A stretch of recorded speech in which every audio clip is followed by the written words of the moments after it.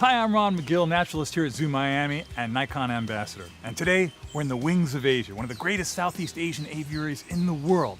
And our hope is to get some great shots of some incredible birds.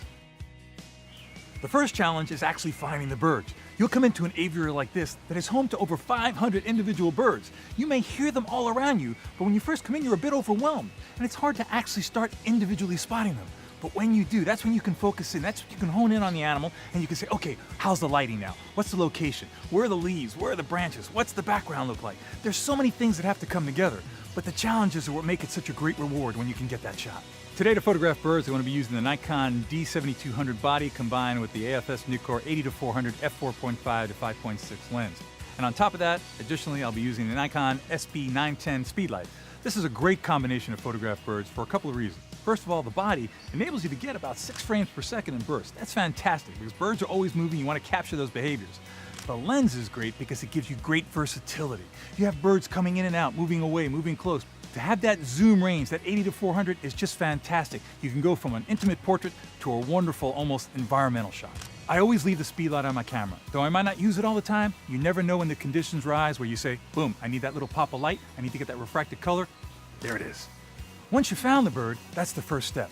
Now comes the patience. Now comes waiting to see how the light is working, seeing what the behavior of the bird is. Birds do different things at different times of the day. Early morning, they're going to be feeding. Mid-afternoon, they might be resting. Late in the afternoon, they may be singing. And that's when you have to come in and sit and wait.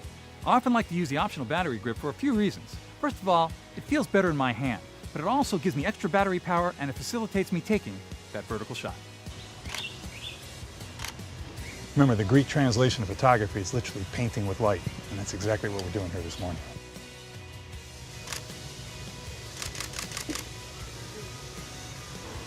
Amazing. Every single eyelash, every brilliant color just popped with that speedlight.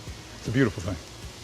This morning we were able to get a lot of great images, but some of the ones that really stick out were the Victoria crown pigeon. It's got this great ornate crest of feathers and that blood red eye. And when that early sunlight's just hitting it on the side, kind of modeling it, take a little fill flash from the speedlight, it's like a painting. It's all about waiting. It's patience. An animal is going to do its behavior naturally. You have to be ready when it gets in the position that you want to hit that shutter. But when it happens, the light's right, the position's right, it's pure magic.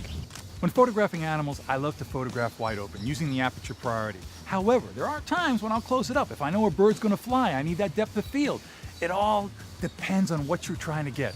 And only practice and experience will dictate for you in the future how you do it. What I want everyone to take away from this segment is this. There are birds everywhere. They're in your own backyard. They're in your national parks. They're in the middle of the city. Get outdoors. Get yourself some exercise. Get a camera in your hand and look at this beautiful world that we live in. And preserve those images with your camera. Trust me, 5, 10, 15, 20 years from now, you'll look at those images and you'll smile, realizing how lucky we are to be surrounded by such beauty.